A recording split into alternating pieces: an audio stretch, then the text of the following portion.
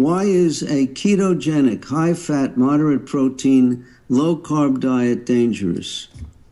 Well, first of all, I don't advocate such a diet. I advocate a high-protein, very low-carb diet, and whatever fat happens to come along with the protein.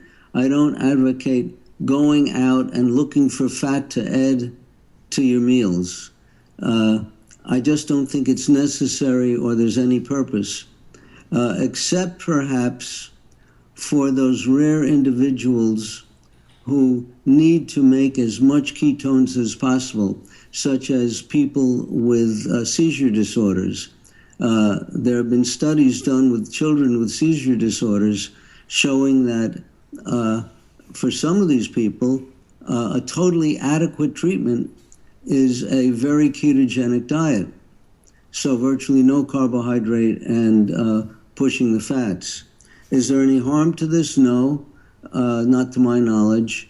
In fact, as we indicate in the book, Diabetes Solution, the survival of mankind is based upon getting adequate amounts of ketones in the blood to keep the brain alive when there's a famine. When you're starving and have used up all your stored glycogen and there's no more vegetation around and you're hunting for animals to get some protein, you start metabolizing your fat. And when the body oxidizes fat and converts it to energy, one of the byproducts is ketones, which are an excellent substrate for the brain. The brain lives off the ketones while the muscles live off the fat. So ketones are essential for the survival of humanity. Doctors are taught this in medical school.